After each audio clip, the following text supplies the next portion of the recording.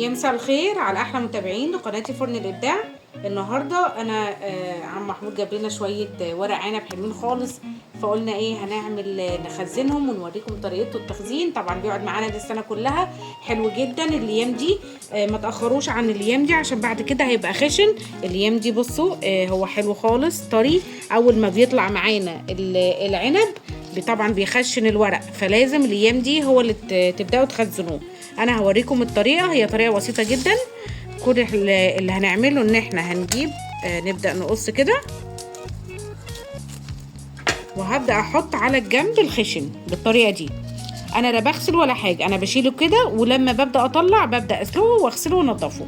انا بشيله بنفس الطريقه دي. هو فيه شويه ميه زي ما انتم شايفينها، عادي مش مشكله خالص. ممكن تنشفوه، ممكن عادي لو شلتوهم فرزا بالطريقه دي مش هيجرى حاجه. انا هبدا ارص كل الورق بالطريقه دي. مش عايزه بس ايه اطول عليكم الفيديو.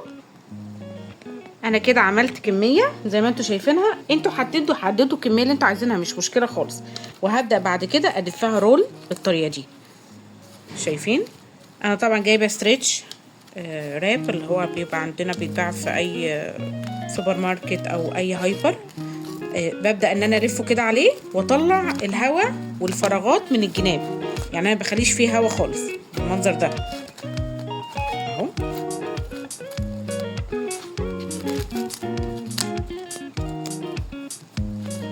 شايفين كده ببدا طلعت الهواء من هنا، هبدا ان انا الفه بالطريقه دي، والناحيه التانيه بالطريقه دي اهو. ما فيهوش اي هوا خالص. انا بحطه كده في الفريزر زي ما انتم شايفينه. هعمل الكميه كلها اللي عندي واشيلها في الفريزر، ولما اطلعها هبدا اسلقها. بيكون زي ما اكون جايباه حالا طازه، بيقعد معايا السنه كلها وحلو جدا. انا كده خلصت الكميه اللي عندي بالشكل ده زي ما وريتكم.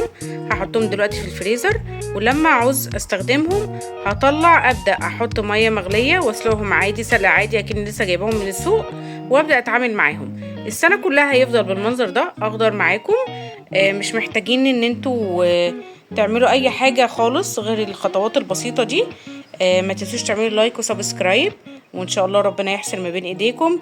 فعلوا زر الجرس ودوسوا على الكل عشان يوصلكم كل جديد من الفيديوهات بتاعتي.